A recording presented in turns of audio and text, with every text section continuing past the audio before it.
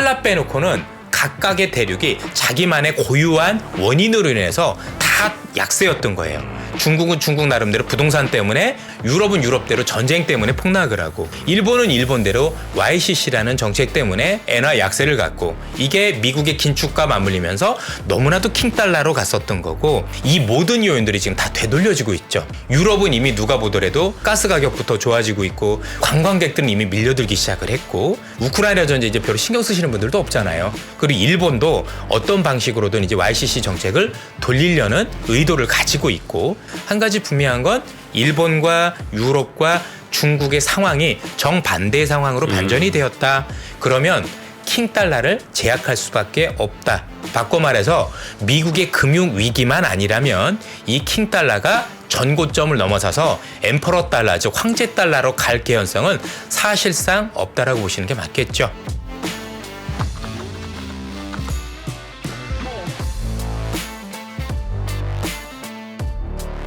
자, 그러면 오늘 금요일에 저희의 뇌를 바짝 깨워주시는 분입니다. 네, 저희를 정신 번쩍 들게 해주시는 여의도 야전사령관 이선엽 이사님 모셨습니다. 어서 오십시오. 예, 어서 오세요. 안녕하십니까. 네. 반갑습니다. 네, 우리 저도 머그컵 한번 증정하기로 말씀을 드렸었고, 머그컵. 연준컵. 네. 연준컵. 연준에서 직접 가져 금장이 되어 있는 맞습니다. 굉장히 네. 드시면 이제 고급스러운. 그렇죠. 예, 아마 연준 내 그 기프트샵에서 사신 거죠. 예, 그렇습니다. 네. 뭐 이제- 시가 한 5만 불짜리. 아우, 굉장히 비싼 네, 거죠. 실시간으로 연준 금리가 계속 나오는 거죠, 거기에. 아유, 모르셨습니까? 네, 그 고맙습니다. 제롬 파월 얼굴 있는 거 사절합니다.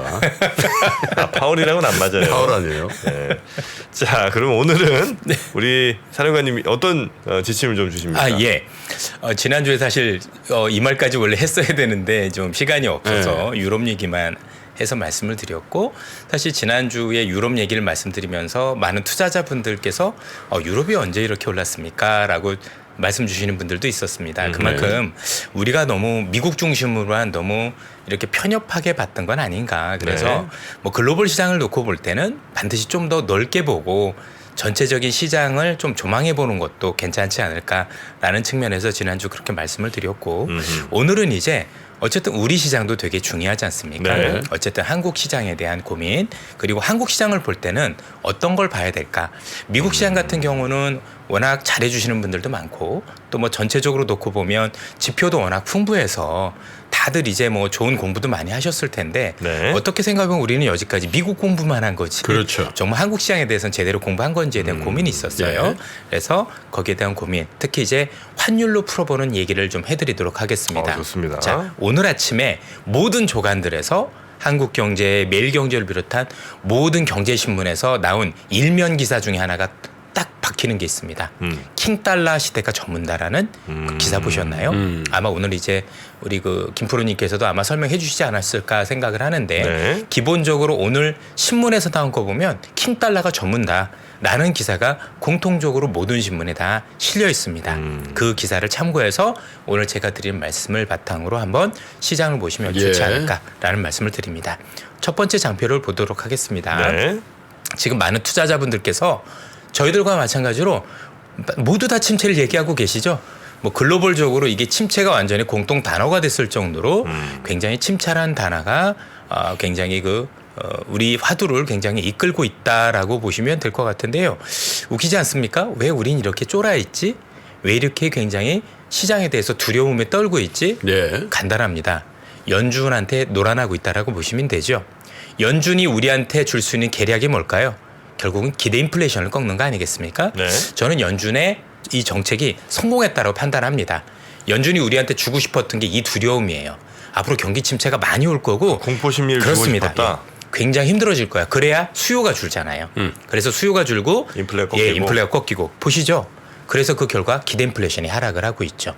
그래서 지금 여러분들이 갖고 계시는 그 두려움은 결국 경제적으로 놓고 보면 기대 인플레이션 하락을 의미하는 겁니다. 그러니까 효과적으로 어찌됐든 간에 인플레이션을 통제하고 있다라는 부분과 관련해서 연결시켜 주셨으면 좋겠습니다. 그래서 연준의 계략은 어떤 방식으로든 우리한테는 지금 잘 먹히고 있다라는 예. 측면에서 놓고 보시고, 이제 몇몇 분들이 또 나와서 연준을 돕고 계신 것 같아요. 그래서 아마 출연자분들께서도 연준하고 이렇게 연결이 돼 있는 분들이 있는 거 아닌가, 이런 이제 우스갯소리도 좀 말씀을 드리는데 분명한 건 우리의 침체에 대한 전망 자체는 어떤 결론을 내리더라도 기대 인플레이션 하락으로 연결이 된다. 네. 그만큼 물가를 통제할 수 있는 효과적인 수단이 될 수 있을 것이다 라고 보시면 될 것 같습니다. 자, 중요한 건 그 다음부터죠. 네. 지난번에도 한번 말씀드린 적이 있는데요.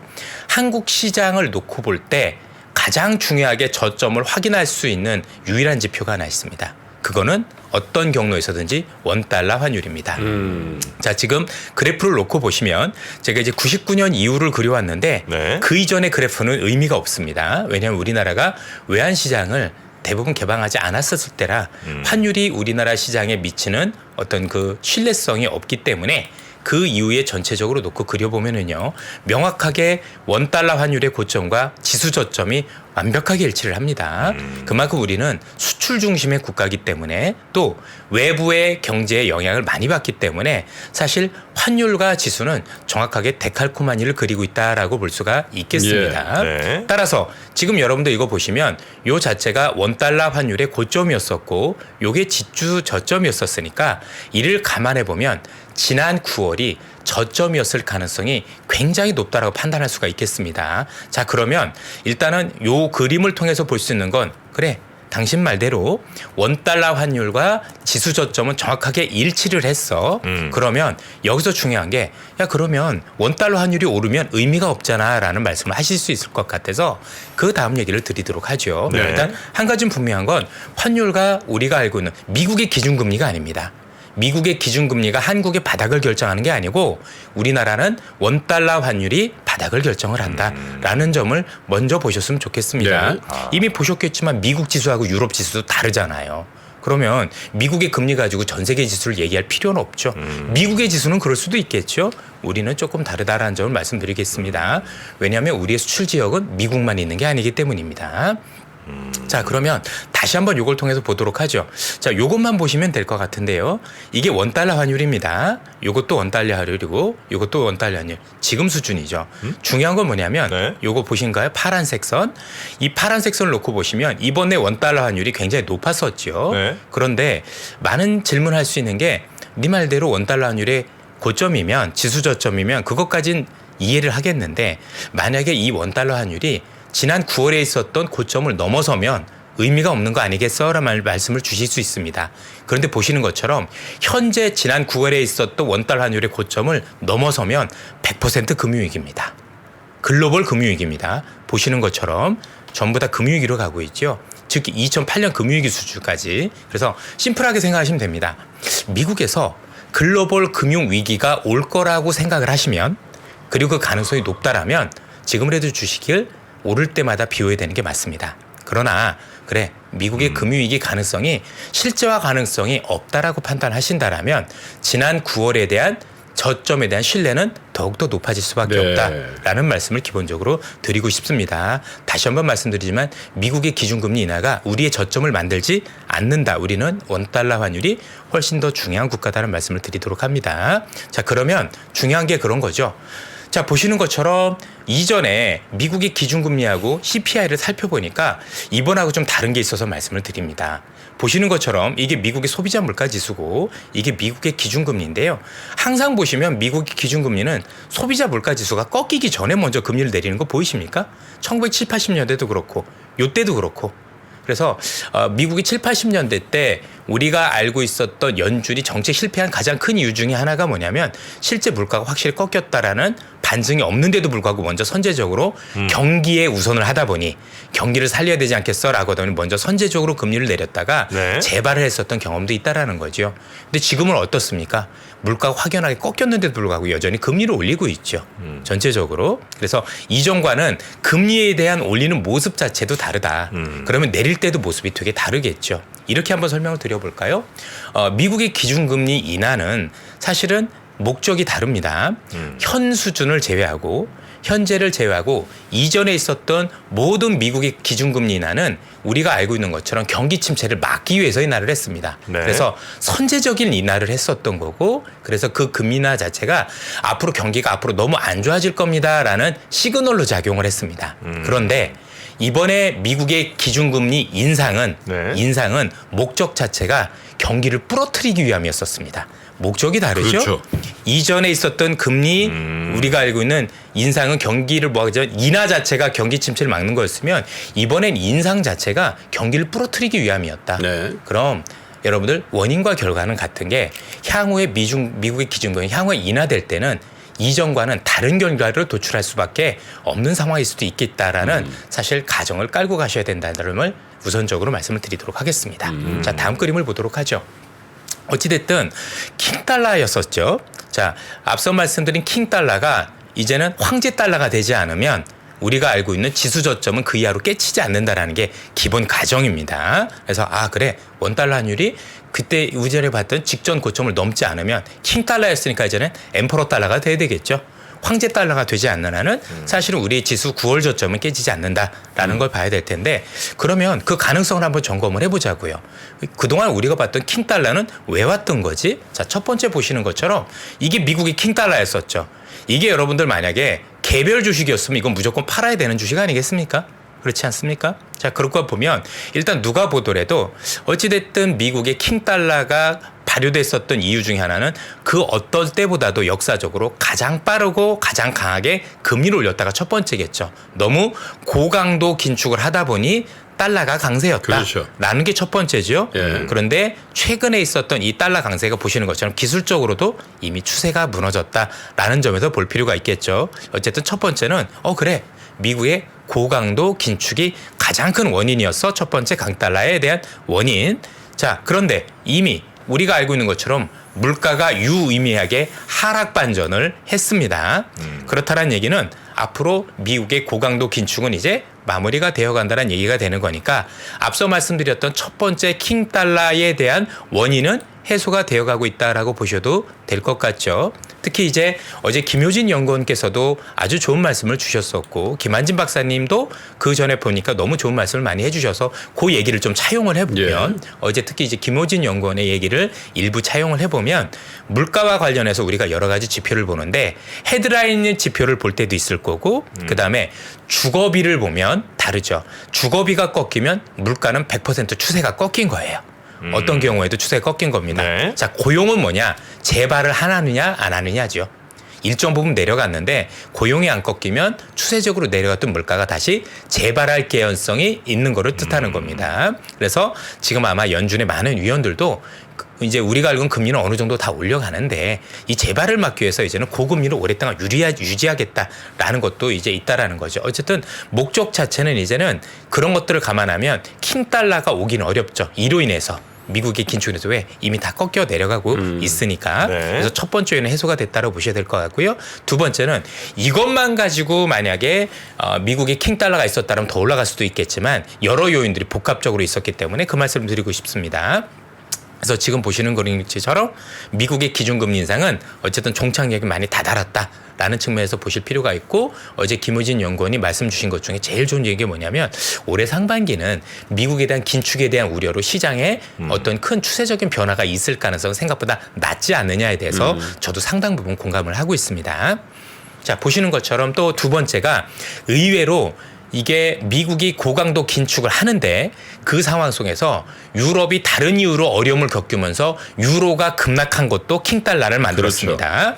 보시는 것처럼 전쟁이었었죠. 우크라이나 전쟁이 터지면서 가스 가격이 3배 정도 올랐었고 그리고 우리가 알고 있는 것처럼 유럽의 관광도 이 당시에 유럽의 3월 달이면 유럽도 한국도 팬데믹이 굉장히 오미크론 때문에 창궐할 때였었어요. 그래서 글로벌 관광도 급격하게 위축이 됐고 동시에 유럽의 가스 가격이 급등하면서 유럽 경제가 생각보다 경착륙 가능성 또 너무나 어려워질 거다라는 우려가 작용을 했는데 이 우려 때문에 우리가 유로가 급락을 하다 보니 그렇잖아도 달러가 강해졌었는데 긴축 때문에 여기에 유로와 약세까지 더해지면서 킹달러가 더 올라갔었던 그랬었던 거라고 보시면 됩니다. 근데 보시는 것처럼 이미 천연가스 가격은 급락을 해서 전쟁 이전 수준으로 내려갔고 최근에 루이비통이라는 주식이 신고가였었죠. 최근에 좀 밀리긴 했지만 역사상 신고가였었습니다. 그럴 정도로 유럽의 관광 열기 굉장히 커지고 있고요. 혹시 어제하고 그저께 인천공항 가보신 분이 있나요? 사진은 봤습니다. 사진은. 새벽 5시, 6시 보셨습니까? 거의 인산인해였습니다. 네. 글로벌이 지금 다 그러고 있습니다.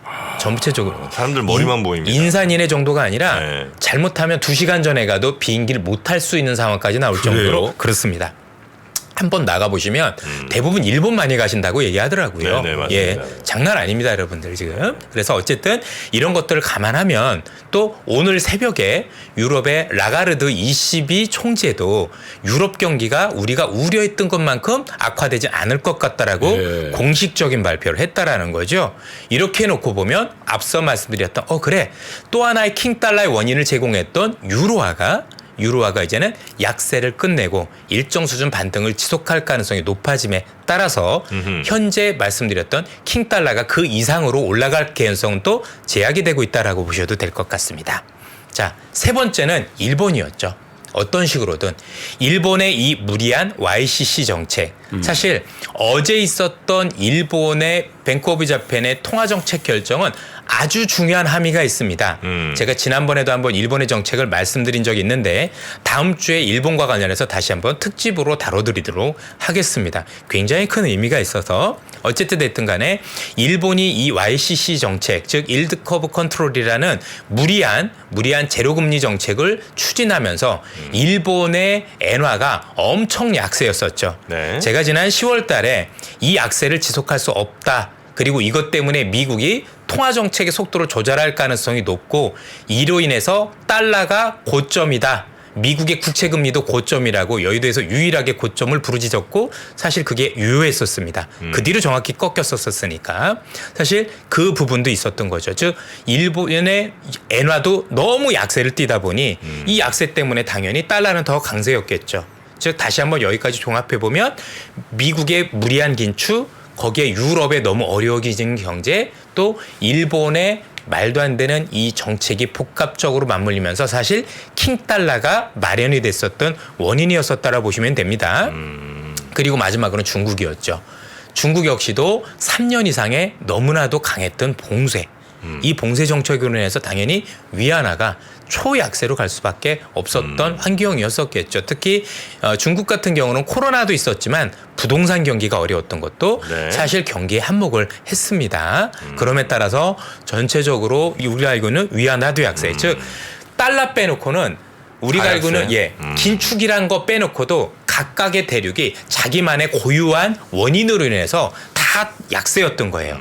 중국은 중국 나름대로 부동산 때문에 위안화가 폭락을 하고 유럽은 유럽대로 전쟁 때문에 폭락을 하고 일본은 일본대로 YCC라는 정책 때문에 엔화 약세를 갖고 이게 미국의 긴축과 맞물리면서 너무나도 킹달러로 갔었던 거고 그 킹달러로 가면서 글로벌 경제가 너무 신음을 했었던 게 지난 9월까지의 상황이었다라고 보시면 됩니다. 가장 이제 정책 띄울 때가 9월이었고요. 그러면 앞서도 지금 설명드렸지만 이 모든 요인들이 지금 다 되돌려지고 있죠. 희한하리만큼 유럽은 이미 누가 보더라도 정점을 찍어서 이제는 뭐 앞서 보시지만 가스 가격부터 좋아지고 있고 우크라이나 전쟁 이제 별로 신경 쓰시는 분들도 없잖아요. 옛날만큼 뉴스의 비중도 높지도 않고 일단 우크라이나 전쟁 있어도 가스 가격이 오르지 않지 않습니까? 네. 그리고 관광객들은 이미 밀려들기 시작을 했고 그리고 일본도 어떤 방식으로든 이제 YCC 정책을 돌리려는 의도를 가지고 있고 그게 굉장히 슬로우다운 하지만 할 수밖에 없습니다.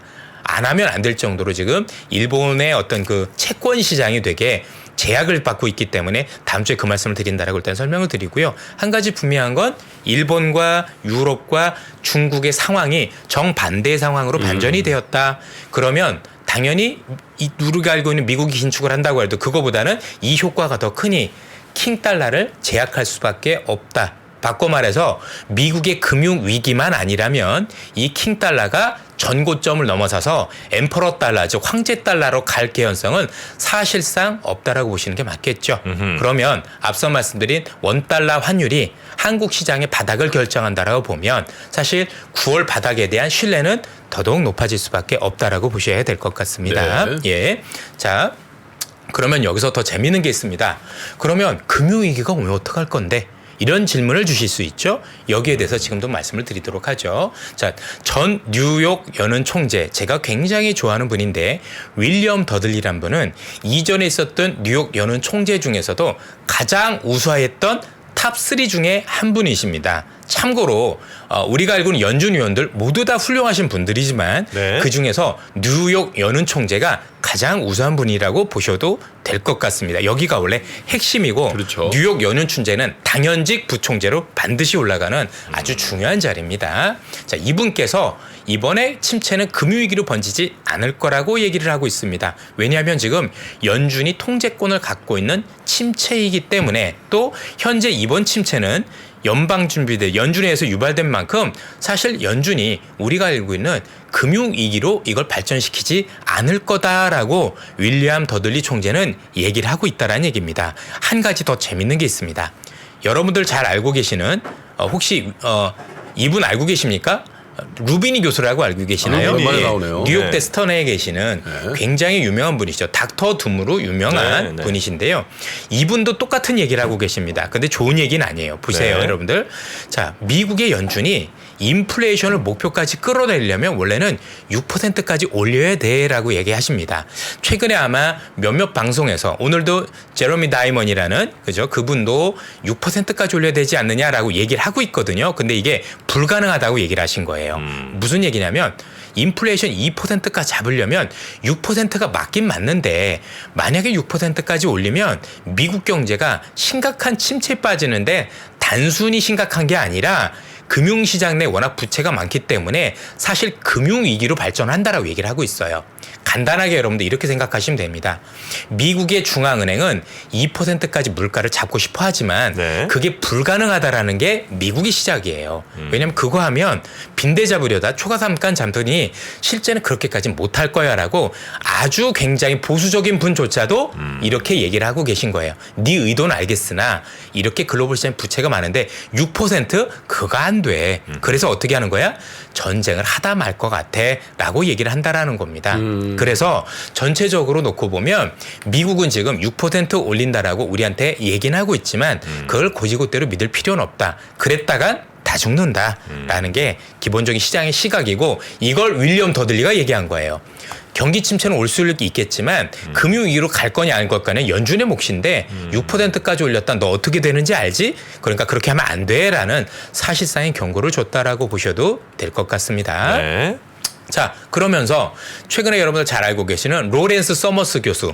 이분처럼 매파적인 분이 없었지요. 바꿨죠, 최근에. 현재 많이 바꿨습니다. 이게 오늘 아침 기사인데요. 서머스 전 우리가 재무장관도 미국 경제가 연착륙 할 것이다.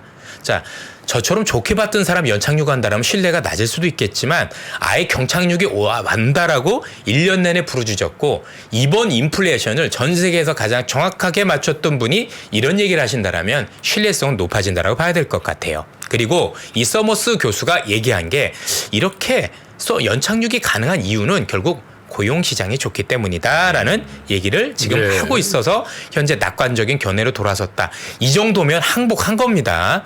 이런 분들 함부로 야 내가 틀렸어 이런 얘기를 안 하세요. 야 그런데 내가 보니까 지난해 연말에 봤던 거하고 좀 다른 것 같아. 시장이 많이 바뀌었어라는 얘기를 공식적으로 하고 있고 네. 그래서 전체적으로 좀 뷰를 바꿔야 될 것 같아. 자. 센트루이스 제임스 블라드 총재도 똑같은 얘기를 합니다. 연착륙 가능성이 높았는데 그 이유가 뭐다? 우리가 알고 있는 고용 때문이다라고 네. 얘기를 하고 있습니다. 아마도 역시 제가 3%에서 아마 여의도에서 처음으로 미국의 고용 시장이 구조적으로 굉장히 탄탄하다는 말씀을 드렸던 기억이 있는데 여기에 대해서 전부 다 신뢰를 하고 있다. 네. 그런 점들을 감안하면 실제적으로 경착륙 가능성은 낮다. 그리고 경착륙 가능성이 낮으면 9월의 저점이 확실하다는 점도 다시 한번 말씀을 드립니다. 그리고 이 IMF요. IMF도 굉장히 보수적으로 유명을 합니다. IMF도 바닥을 친 것 같아. 그리고 연말에는 반등을 할 것 같아.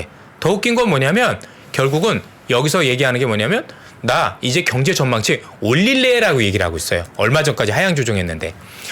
이 IMF는 IMF만큼 또 전 세계에서 정확한 조직이 없습니다. 문제는 뭐냐면 IMF의 경제 전망은 전 세계에서 가장 느리기로 유명합니다. 왜 느리느냐? 이분들의 전망을 못해서가 아니라 내는 시기가 정해져 있어서 그렇습니다. 우리가 3개월에 한 번씩. 이게 몇 달에 한 번씩 내다 보니까 시적절하지 못해서 문제가 됩니다. 그래서 이 IMF는 어떻게 이용하시면 좋냐면 IMF가 경제 전망을 하면 추세를 보시는 게 중요합니다. 이분들은 경제가 안 좋아지면 계속 경제 수정을 하거든요. 수정을 할 때 계속 하향이면 그게 하향 추세가 맞습니다. 그런데 한 번 상향으로 바꾸면 바꾸지 않습니다. 계속 상향으로 가요. 주가라는 건 올라가다 조정도 있고 올라가다 조정도 있는데 네. IMF라는 조직이 희한하게도 하향이면 계속 하향, 상향이면 계속 상향입니다. 그런데 이 IMF가 경기 바닥 찍었고 나는 이제 상향으로 바꿀 거야. 굉장히 유의미한 자료입니다.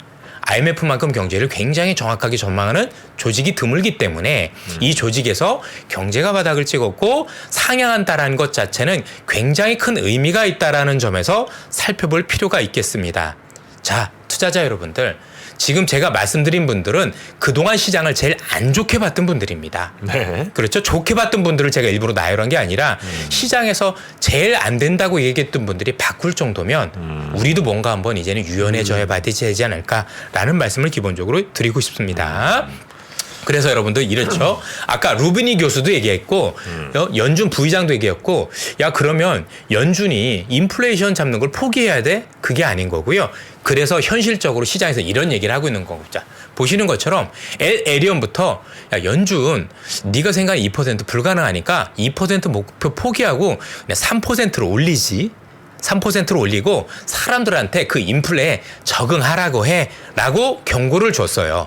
내년 3, 4%가 내가 최고 맞다. 안 그러면 당신들이 2%로 얘기를 하면 과도한 피해를 준다. 금융위기를 준다라고 이 사람도 얘기를 하고 있고 이 사람만의 얘기냐.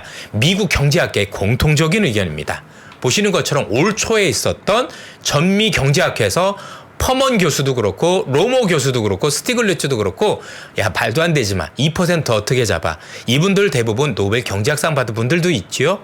그래서 연준에 있는 분들보다도 더 학식적으로는 더 위에 있는 분들입니다. 이분들조차도 2% 안 될 것 같아. 저 고용 놓고 보면 어떻게 2% 돼? 이런 겁니다.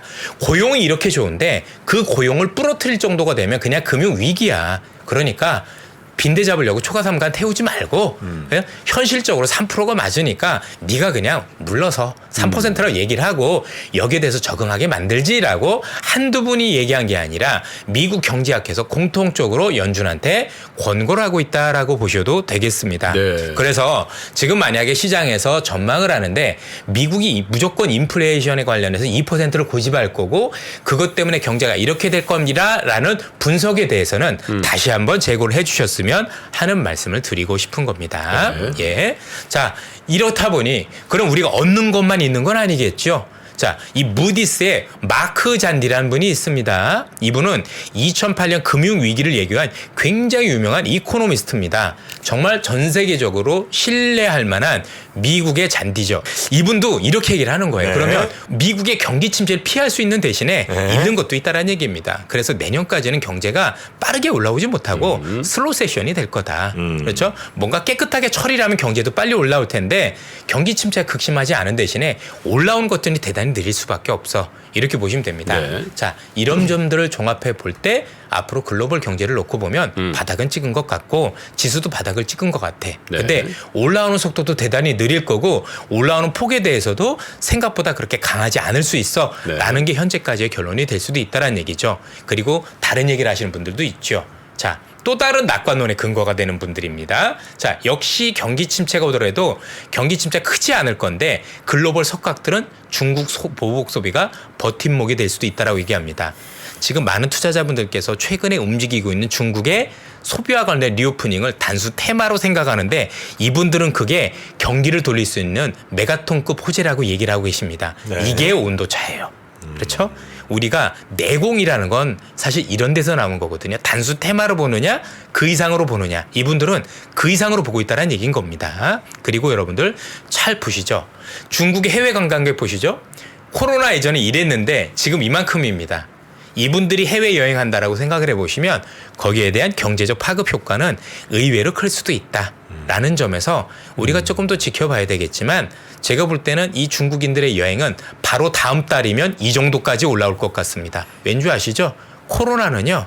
코로나 한번 뒤에 볼까요? 한번 이렇게 번지면 급격하게 빠집니다. 이게 한국이고요. 미국도 이렇게 급격하게 오르면 급격하게 빠집니다.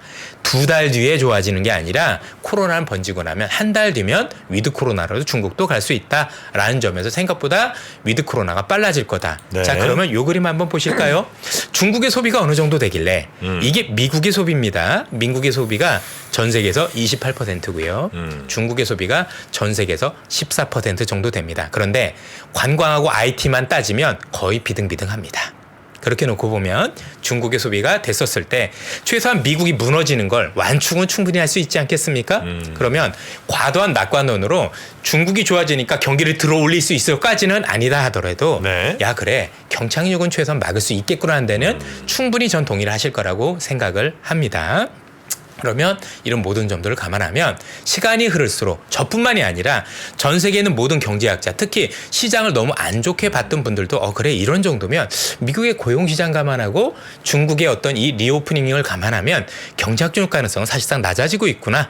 결국은 우리가 알고 있는 연착륙으로 가는 시그널이 맞는 것 같은데 라는 게 지금 공통적인 우리가 컨센서스로 형성이 되고 있어요. 그 네. 과정을 타고 지금 올라오고 있다. 그래서 다시 한번 결론을 내려드리면 원달러 환율은 전고점을 넘어설 가능성이 현재로서 낮은 거 아닌가. 다만 그걸 넘어선다라면 우리가 보면 금융위기 가능성인 건데 그 가능성에 대한 부분은 연준이 통제권을 가지고 있는데 연준이 실수를 한다면 어쩔 수 없겠죠.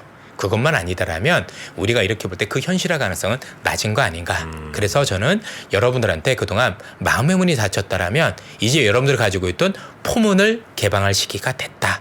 이제는 너무 보수적으로 볼 것만 아니라 이제 뭔가 기회를 엿보기 위해서 천천히 시장에 대해서 한 번 더 들여다보고 그리고 업종 공부도 하고 정보 공부를 하면서 무리하게 들어가시라는 얘기는 아닙니다. 네. 분명히 지금 시장은 어려운 시장도 맞고 매매하기도 어려운 거 맞으니까 뭔가 그래도 내가 뭔가 기회가 될 게 없는 거라는 부분들도 슬며시 한번 매매까지는 아니더라도 살펴보면서 시장이 정말 달라지고 있는 거에 대한 확인은 최소한 하실 필요가 있는 게 아닌가. 왜? 너무나도 많이 얼어 계세요. 네, 그리고 지금 침체에 대해서 너무 많이 걱정을 하고 계시는데 만약에 그런 걱정이 있는 상태로 시장을 임하게 되면 매매를 안 하면 괜찮은데 매매를 하게 되면 100% 꼬입니다. 왜냐하면 과도하게 걱정하고 계실 수 있는 물론 과도하지 않을 수도 있지만 그게 진짜일 수도 있지만 그렇게 하고 있는데 만약에 시장에 접근하게 되면 반드시 꼭지에 사게 되죠. 재다가 불안한데 사다가 그렇지 않겠습니까? 네. 그래서 사실 너무 이제 시장과 다른 생각을 많이 가지고 계시면 매매가 굉장히 꼬일 가능성이 높기 때문에 실제 매매를 하지 않으셔도 좋습니다. 할 필요도 없을 수도 있고 그런데 최소한 마음의 문을 열고 시장이 바뀌고 있는지 어쨌든 시장을 제일 안 좋게 봤던 분조차도 네. 돌아서고 있다라면 무엇 때문에 돌아서고 있는지 내가 그동안 너무 한쪽으로 편향된 건 아닌지 다시 한번 점검을 해보고 시장에 대해서 한번 고민할 필요가 있겠다. 네. 그래서 이번에 설 때 여러분들 새해 복 많이 받으시고 제가 매일 주장하는 재화만사성 그렇죠? 가정이 편하려면 돈이 많아야 됩니다. 그래서 이 재화만사성이라는 꿈을 올해는 꼭 이루셨으면 네. 좋겠다는 말씀을 드립니다. 네, 지금도 뭐 계속해서 그럼 사라는 거야 말라는 거야 뭐 이런 얘기를 좀 주시는데 그러니까 사라 말라는 아니고 적어도 연준의 메시지에 너무 휘둘리지 마시고 시장의 분위기 혹은 뭐 전체 경제 분위기가 바뀌는 거를 제대로 좀 보시면서 내가 투자를 판단을 하셔야 된다 이런 말씀이신 그럼요. 거죠? 그럼 말라는 얘기죠. 지금 이제 보시는 분들이 이게 만약에 이제 네. 우리가 이제 고등학교 때 반으로 하면은 이게 상위권, 중위권, 하위권을 나눌 수 있잖아요. 네. 그럼 거기에 맞춰서 뭔가를 할 수 있는데 지금 보시는 분들은 다 너무 섞여 다 계시니까. 섞여 계세요.